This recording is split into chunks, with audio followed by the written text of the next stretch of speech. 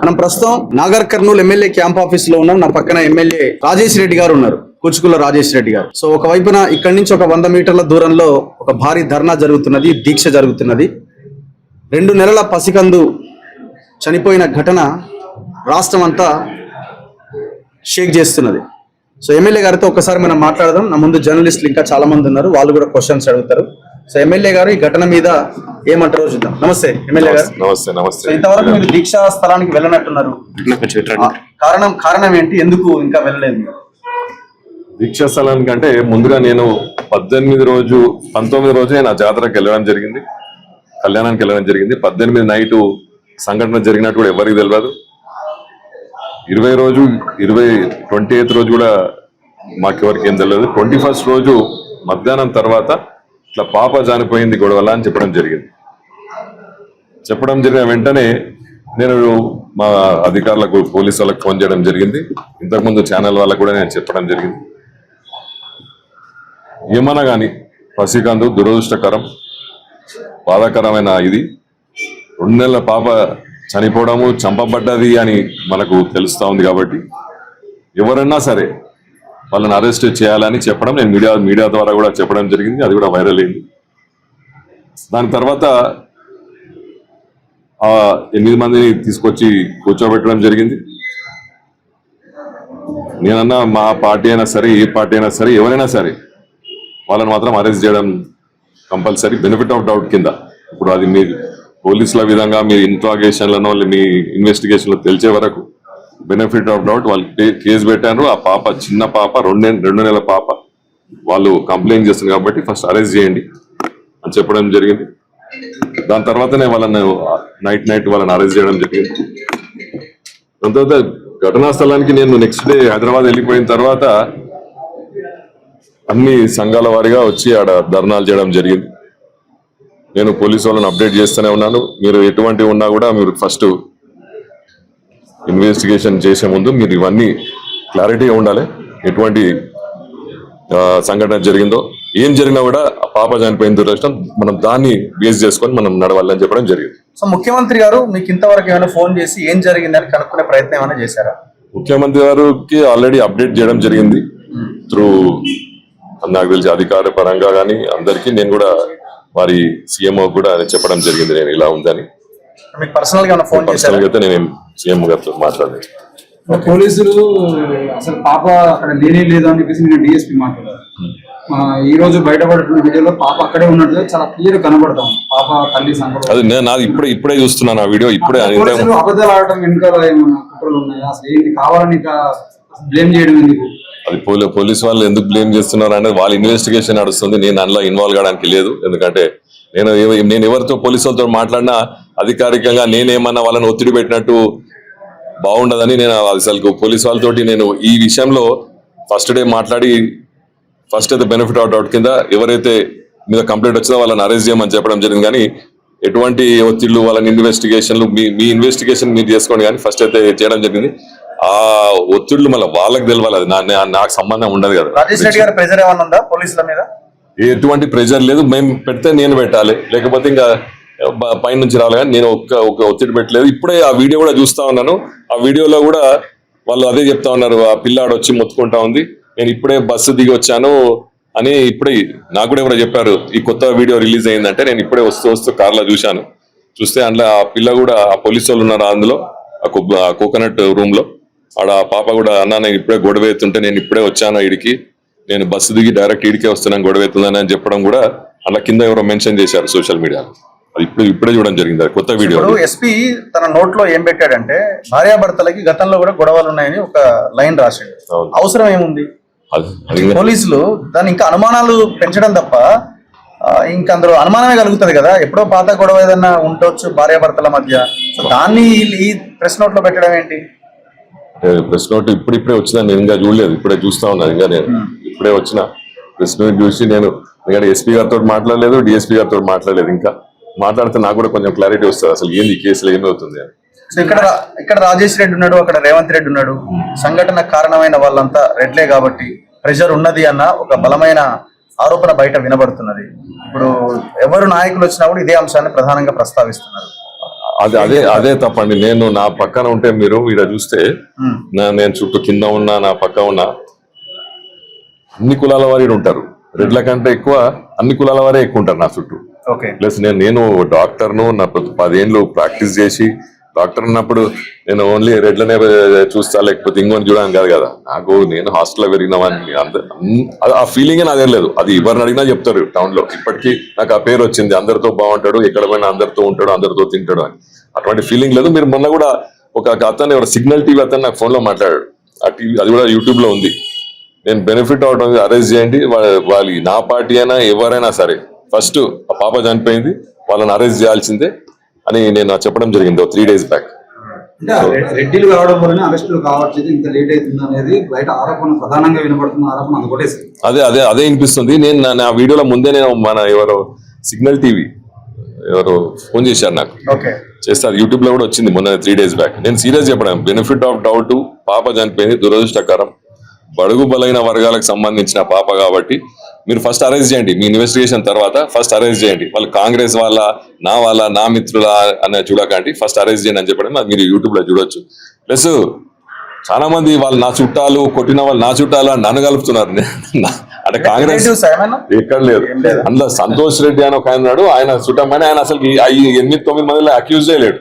ఆయన మాజీ ఎంపీటీసీ తుకారాం రెడ్డి మాకు చుట్టమేం కాదు, మా కాంగ్రెస్ పార్టీ సర్పంచ్ తుకారాం రెడ్డి. సో ఎక్కడైనా ఊర్లో సర్పంచ్ కాబట్టి రేపు పొద్దున ఉపయోగపడతాడని లైన్ లో ఏమైనా కొంత కన్సర్న్ చూపించే ప్రయత్నం అటువంటిది ఏం లేదు. మీరు పోలీసులను అడగొచ్చు, లేకపోతే మీరు అధికారులను అడగొచ్చు. ఎవరి మీద ఎటువంటి ఒత్తిడి ఇప్పుడు దాకా పెట్టినట్టు నేను ఈ 2 ఏళ్లలో అసలు పోలీస్ స్టేషన్ లో కేసులు చెప్పడమే తక్కువ. ఎవరైనా ఉంటే కాంప్రమైజ్ చెప్తా, కానీ ఎవరిని కూడా కేసులు చేసి అరాచకం పెట్టడం సాంప్రదాయమే లేదు మా దగ్గర. అంటే నేను డిఎస్పీ గారు మాట్లాడుతూ పాప లేదు అని చెప్పేసి ఒక యూట్యూబ్ ఛానల్ కి ఇంటర్వ్యూ ఇచ్చారు. అవును. సో ఇప్పుడు ఆ పాప ఉందని వీడియోలు బయటకు వచ్చినాయి. ఆయన మీద ఏమైనా చర్యలు ఉండే అవకాశాలు ఉంటాయి? అందులో బయట పడితే తప్పకుండా వాళ్ళ డిపార్ట్మెంట్ చూసుకోవాలి. అదే చెప్తున్నా. ఇప్పుడు ఆ కింద కూడా అందులో కూడా చెప్తా ఉంది ఎవరికో ఆ లేడీ, ఆ పోలీసు వచ్చిన తర్వాత వచ్చిన వీడియో ఇప్పుడు రిలీజ్ అయింది. ఇప్పుడే చూశాను, కార్లో వస్తూ చూశాను. అందులో ఏముందంటే ఆమె అంటుంది, అన్న గొడవ అవుతున్నందుకు నేను ఇప్పుడే బస్సు దిగి గుర్కొచ్చిన అన్న అని అందులో వాయిస్ ఉంది. దాన్ని ఎవరో మెన్షన్ చేశారు కింద. సో అందుకే క్లియర్ గా అంటే అందులో వస్తుంది, నేను ఇప్పుడే గొడవ అయినాక అప్పటికి పోలీసులు వచ్చిన తర్వాత ఆమె వచ్చింది అని అందులో పెట్టినట్టు కనిపిస్తా ఉంది. అందులో రాష్ట్రం అంతా ఇంత సంచలనంగా మారినటువంటి కేసు మీకు 100 మీటర్ల దూరంలో ఇక్కడ ఇంత పెద్ద ప్రొటెస్ట్ జరుగుతా ఉంటే ఎందుకు పోతలేదు? అంటే ప్రొటెస్ట్ పోయి ఇప్పుడు మేము చేయాల్సింది చేస్తూనే ఉన్నాం. అట్లీస్ట్ బాధితులకు భరోసానన్నా కల్పించి మేము ఉన్నామని చెప్పే భరోసా ఎందుకు? మేము ఉన్నామని ప్రభుత్వం ద్వారా చెప్పినాము. మొన్ననే మా కలెక్టర్ గారు కూడా ఆయనకు డబుల్ బెడ్రూమ్ ఇల్లు కానీ 1 lakh rupees చెక్ ఇవ్వడం జరిగింది. ఇవన్నీ అధికారికంగా మేము చేయండి జరగదు కదా. ఆడ నాకు సంబంధం లేకుండానే నన్ను తిడతా ఉన్నారు. నేను నా ఇన్వాల్వ్మెంట్ లేకుండానే ఒకడు లంగ కొడుకు అంటాడు, వాడు దొంగ కొడుకు అంటున్నాడు, నన్ను అంటున్నాడు. ఇక పోయి ఆడ మళ్ళీ ఇంకా నేను తిట్టించుకోవాల్సి తప్ప నేనేం ఆడ చేయాల్సింది ఏం లేదు. నేను చేయాల్సింది ఆ బాధితులకు చేయాల్సింది తప్పకుండా నేను చేస్తున్నాను. ఇప్పుడు సమస్య పరిష్కారం దిశగా ముందుకు వెళ్తుంది వ్యవహారం అని మీకు అనిపిస్తుందా? మాకైతే అనిపించట్లే. సొల్యూషన్ దిశగా, లేకపోతే వాళ్ళకి భరోసా ఇచ్చి వాళ్ళని పరిష్కారం దిశగా కేసుని బలోపేతం చేసి వాళ్ళకి భరోసా కల్పించే దిశగా ప్రయత్నం అయితే జరుగుతుంది. అంటే ఇప్పుడు వాళ్ళ పోలీసుల అధికారికంగా వాళ్ళ డిపార్ట్మెంట్ తో ఏం చేస్తుందో నాకు అనవసరం.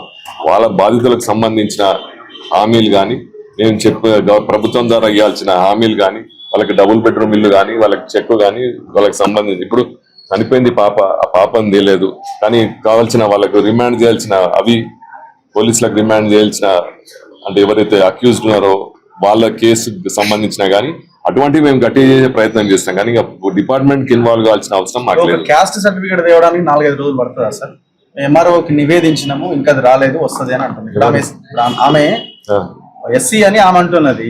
ఆమె క్యాస్ట్ కి సంబంధించి SC ST పెట్టడానికి ఇంకా క్యాస్ట్ సర్టిఫికేట్ మాకు క్లారిఫికేషన్ రాలేదు అంటున్నాడు ఎస్పీ గానీ డిఎస్పీ గానీ. వీళ్ళు అది నాకు క్లారిటీ లేదు. సిస్టమ్ చాలా అది నాకు క్లారిటీ లేదు. దాని గురించి నియోజకవర్గంలో ఏం జరిగినా మీ ఆధీనంలోనే జరుగుతుందనే పేరు అసలు మీరు ఎందుకు ఇంత అంటే క్లారిటీ లేదంటే?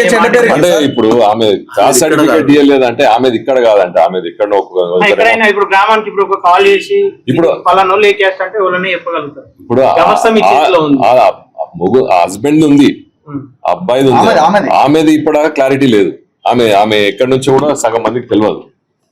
ఆమె కొంతమంది ఏమో ఆంధ్ర అంటారు, కొంతమంది ఏమో ఆమె నవాబ్పేట మండలం అంటున్నారు. మొగడు పిల్లలు కొట్టుకున్న విషయము ఎస్పీ గారికి బాగానే తెలిసింది కానీ ఈ విషయం తెలియలేదంటారా సార్? ఇది ఇప్పుడు మీరు చెప్తున్నా, నేను report సంవత్సరం చూడలేదు కింద ఇంకా. ప్రెగ్నెంట్ ఉన్నప్పుడు కొట్టుకున్న విషయాలు పోయినాయి అది మీరు కానీ కాదు, మీరు ఎస్పీని అడగాల. నేను ఇంకా రిపోర్ట్ చూడలేదు. మీరు ఆ సార్, report వచ్చింది. కాదు కదా, మీరు ఆయన క్లాస్ తీసుకోవాలి. ఇప్పుడు అరే నేను ఎమ్మెల్యేనే, నేను బదనాం అవుతున్నా, నాకు రుద్దుతున్నాయని మిమ్మల్ని అంటారు, ప్రజాప్రతినిధి అంటారు, పోలీసులు నేను ఇంకా ఆ రిపోర్ట్, నేను ఇప్పుడు ఆయన ప్రెస్ రిపోర్ట్ కూడా చూడలేదు. ఇప్పుడే వస్తున్నా నేను. ఇప్పుడే ప్రెస్ మీట్ పెట్టి నన్ను చెప్పడం జరుగుతుంది. అంతే. మీ మౌనం కూడా చాలా ప్రశ్నలకు దారితీసేవారు సార్. ఇప్పుడు మౌనంగా నేనే మొన్ననే ఒక మీడియా మిత్రుని చెప్పిన, ఎటువంటిదైనా కూడా నిందితులను మాత్రం శిక్షించేది కంపల్సరీ. మీరు అన్నట్టు మీడియా పర్సన్ కూడా మీ కమ్యూనిటీ కాబట్టి మీరు కాంప్రమైజ్ లో ఆ మీడియాతో మాట్లాడారు అనుకోవచ్చు. ఎవరైనా మీరు అన్నట్టు సిగ్నల్ టీవీ కూడా మీ కమ్యూనిటీ. ఇక ఆయన ఎవరో నాకు కూడా తెలియదు. ఆయన కాల్ చేసి దాన్ని అడిగాడు. అంటే ఇదే సిగ్నల్ టీవీ ఇంతకు ముందు నన్ను తిట్టింది. ఎందుకు తిట్టిందో, నేను ఢిల్లీ పోయినా, నేను రేవంత్ రెడ్డి కంప్లైంట్ చేయడానికి పోయినా అని చెప్పడం జరిగింది. ఇది అదే ఆ సిగ్నల్ టీవీ. ఇప్పుడేమో మళ్ళీ ఆయన మీటింగ్ తర్వాత అన్నాడు, ఎమ్మెల్యే వాళ్ళ చెప్తున్నాడు, ఆడవలా చెప్తుంది అని అంటున్నాడు. ఇక ఇప్పుడు వాస్తవమే కదా సార్, మీరు చెప్పేది ఒకటి ఉంటుంది, అటు జరిగేది ఒకటి ఉంటుంది. ఇప్పుడు నేను చెప్పిన సీఎం ఏమన్నా మీకు కాల్ చేసి ఇన్వాల్వ్ కావద్దు, నేను చూసుకుంటా అని చెప్పి అట్లా సీఎం గారు ఇప్పుడు దాకా దాని గురించి ఏం మాట్లాడలేదు. మీరు బాధిత శిబిరాల దగ్గరికి వచ్చి ఒక భరోసా ఇవ్వచ్చు కదా. ఇస్తాం అంటే ఇప్పుడు దేనికైనా ఇప్పుడు మేము ఇచ్చే భరోసా ప్రభుత్వం ద్వారా అన్ని రకంగా చూసుకుంటున్నాం. మేము మొన్ననే ఫస్ట్ డే వచ్చినప్పుడు కలెక్టర్ గారు వచ్చి 1 lakh ఇవ్వడం జరిగింది. నేను చెప్తున్నా కదా, ఇప్పుడు నేను ఆడికి వెళ్ళి నేను అసలు ఇంట్లో ఇన్వాల్వ్మెంట్ కాకముందే నన్ను శిబిరాం కాడ ఇష్టం నాడు తిడుతున్నారు. అంటే మీరు వచ్చినప్పుడు సానుభూతి ఒకటి వేరే అవుతుంది కదా. ఇక్కడ ఉంటే ఇంకెక్కువ మీ మీద ఆరోపణలు ఉంటాయి కదా. మేము తప్పకుండా ఆ కుటుంబాన్ని ఆదుకుంటామని చెప్పినాము. ఆదుకునే విధంగా చేస్తున్నాం కూడా. వారికి ప్రామిసెస్ ఏవేవి చేస్తామన్నా అది చేస్తామని చెప్పినాం. వారికి సంబంధించిన వాళ్ళకి ఊర్లో ఇల్లు లేదు, డబుల్ బెడ్రూమ్ అడిగినారు, అది ఇస్తా అని చెప్పినాం. వాళ్ళకి 1 lakh rupees ఇస్తా అని చెప్పినాము. వాళ్ళకి ఇంకా మెడికల్ కాలేజ్లో వాళ్ళకన్నా వాళ్ళ ఫ్యామిలీ మెంబర్స్ కన్నా ఆమె కన్నా జాబ్ ఇప్పిస్తా అని చెప్పినాము. ఇవన్నీ కూడా జరుగుతున్నాయి.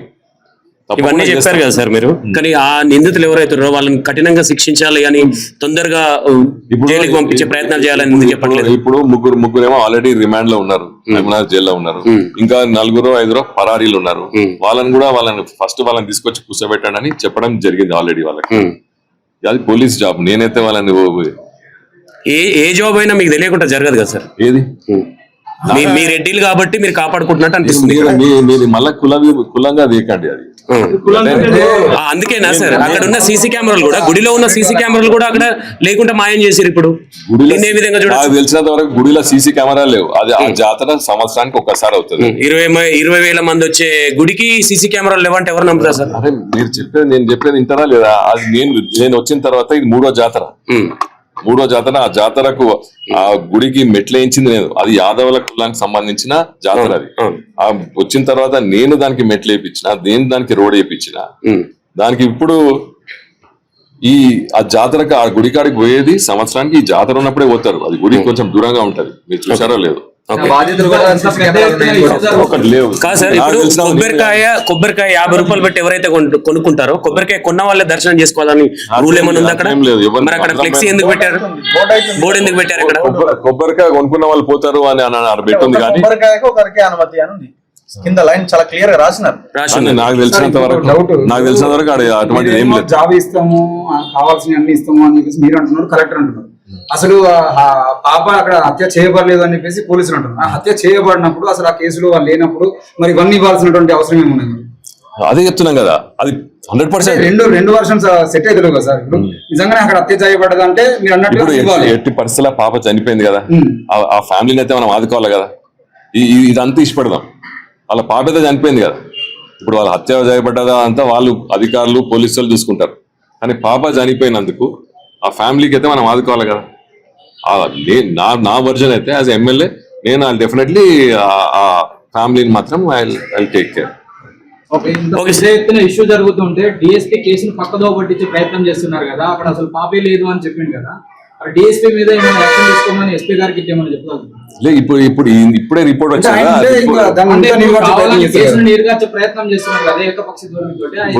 నేనేమంటున్నా అంటే ఇప్పుడే ఆ రిపోర్ట్ వచ్చింది, ఎస్పీ రిపోర్ట్ వచ్చింది కదా. దాన్ని బట్టి నేను ఆ ఎస్పీ గారు కానీ డిఎస్పీ గారితో ఇంకా మాట్లాడలేదు. ఇప్పుడే చెప్తాను రఘు గారికి, ఎవరో మా వాళ్ళు చనిపోతే తాండాకు పోయి వాళ్ళని పరామర్శించి ఇప్పుడే వచ్చాను. ఇప్పుడు రిపోర్ట్ వచ్చింది, ఇంకా రిపోర్ట్ చూడలేదు. ఆ రిపోర్ట్ సగం డీటెయిల్స్ మీరే చెప్తా ఉన్నారు. అది చూసిన తర్వాత నేను మళ్ళీ ఈవినింగ్ ఇప్పుడు కొంతసేపు అయినాక కానీ చాలా ఆలస్యం జరిగింది సార్, మీరు అక్కడికి వెళ్ళాలి. ఏదో ఇప్పుడు వెళ్తారా? కమ్యూనిటీ వాళ్ళ ఫస్ట్ ఆయన ఎవరు ఆపుతారు? నేను వస్తాను. నేను వాళ్ళను ఎట్లా పరామర్శించుకోవాలో నాకు మా ఐడియాస్ ఉన్నాయి, వాళ్ళని ఎట్లా కాపాడుకోవాలో ఉన్నాయి. ఈడ కుల విభేదాలు అవి ఏం లేవు. అన్ని మాకు సంబంధించి ఈ camp office open for all. ఇంతకుముందు ఈ క్యాంప్ హౌస్ లోకి ఎంటర్ కావాలంటేనే ఆ పర్మిషన్ అంట. ఇప్పుడు నా బెడ్రూమ్ దాకా అందరూ వస్తారు. ఆ కులం ఈ కులం అని కాదు, సగం మంది నాకు ఏ కులం కూడా మేము అడగము. అటువంటి వాతావరణం మీరు ఉంటది కాబట్టి అందరికి బయట మీరు అడిగినా కూడా మీకు తెలుసుకోవచ్చు. ఎందుకంటే నా కులం డాక్టర్ కులం, అందులో నుంచి ఇంట్లోకి వచ్చాను. అక్కడికి వెళ్తే చాలా క్లారిటీస్ వస్తాయి, చాలా మందికి అనుమానాలు పోతాయి. ఇప్పుడు మీడియా తప్పకుండా వస్తాను. Okay sir, thank you. Thank you.